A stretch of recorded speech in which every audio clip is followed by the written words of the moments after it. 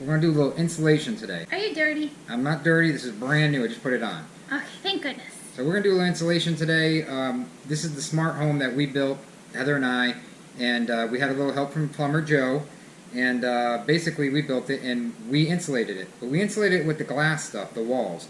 We're going to go up in the attic and put Rockwool insulation over the glass. Previously known as Rockwool. Rockwool. So they rebranded their name to be Rockwool. I can't remember the exact year that they changed their name and rebranded to Rockwool. Right. But Rockwool or Rockwool was created in 1809. They've been around for a very, very long time. That'll tell you something about the company. Well, what's the difference between this dense coal type lava, whatever it's made out of, steel, compared to the glass, itchy stuff?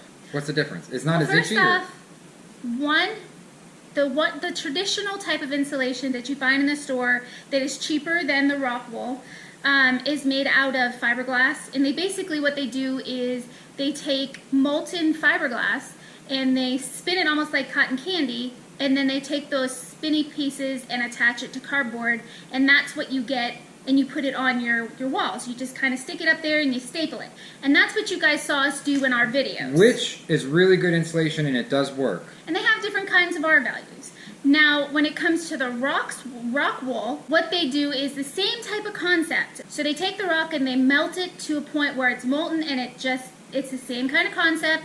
Think about like a cotton candy type of maker, and they spin it all around with like a high jet type of stream, and then they take all of those and they compact it down. They push it down and keep pushing it down till they get these really, really thick type of bats, okay? Really dense. They're really thick. And what they do is then they cut them into bats. So they're made out of 75% recycled material, stone. So they're itchy but less itchy. Way less itchy. They can be itchy, but they're not as itchy as the traditional type of insulation that you put in your walls. You're getting more rock in your skin when you do it compared to glass. And the other thing is, they're not chemically treated like some of the other insulations are. They're also fire retardant. Well, the other one is too, but this is way more. This one will not catch fire at all. Very hard. They will not smoke. Right. If you put fire, you put a piece of Rockwool up and then you try to put an open flame up to it, it will not smoke because there's no chemicals in it. It's because it's so dense, they use it for sound barriers. Right. Now, Rockwool has so many different products that you can use for your house. They have sound barrier ones just specifically made for sound barriers. They have outside insulation where they use like a board insulation board. The one that we have is batting. And what they usually use those for is inside your walls on the inside. You can use them for attics, which Ross is going to show you today. And they also use them for like in between, like if you were going to do like the bathroom. If you got a noisy washer or dryer put in the bathroom, be done with it. Because of the rock and how dense it is, it's going to be a good sound barrier for you. Yeah. And also, if there were to start a fire inside that bathroom, let's say the bathroom was on fire. It's like 15 minutes. 15 minutes you have. It gives you an extra 15 minutes to get you and your family out to safety. I really wish we would have put it on the walls here because it's better stuff. It's just, this stuff was a little bit cheaper, but not much cheaper. So I really regret, now I closed the walls up, I really wish I would have got the Rockwool, Rockwool. I can never say Rockwool instead of the glass stuff because it's much better, and now I can't put it in because the walls are closed. And you guys have seen me put the insulation in.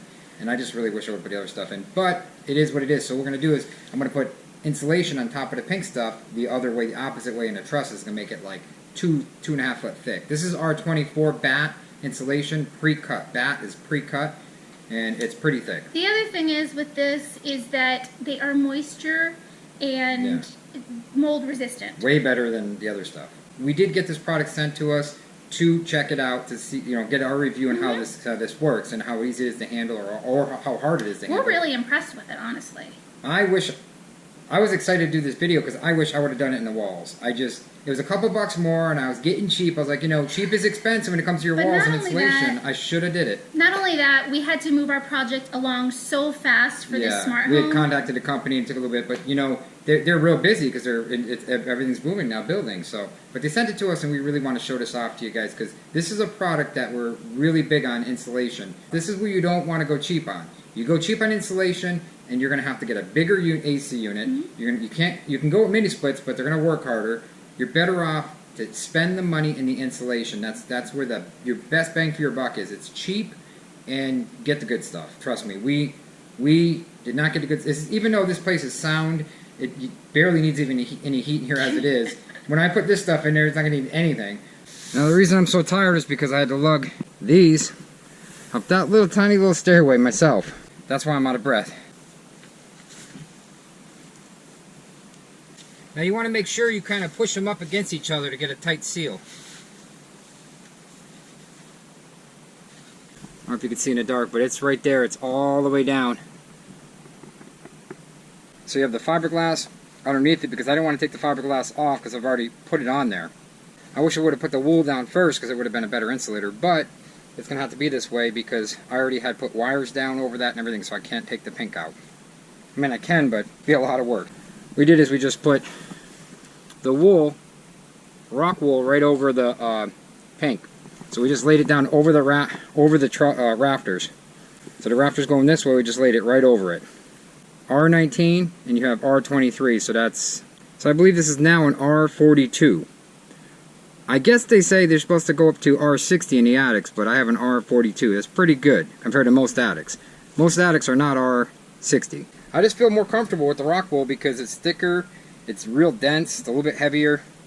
When it's heavier, it's more dense and it has more insulating factors. This is the closest thing I can get to spray foam. Spray foam, I don't like the chemicals, I just don't like it. I've heard too many horror stories where they had to take the roof and take the roof right off. With any insulation job, it's probably a good idea to wear a respirator over your face. I just wore a cheap mask. Don't be me. Now, I just took a shower, and I had 1 itch. It was on my back. That's the only time I itched on this stuff. The other stuff I'd itch like crazy, my forearms everywhere. Even though I had the suit on, you'd still itch. I'm not itchy, which is good. Not saying it's not completely non-itchable, you know what I mean? You can still get itchy, but not as much. Not even close to as much as the other stuff. So, thanks a lot, guys.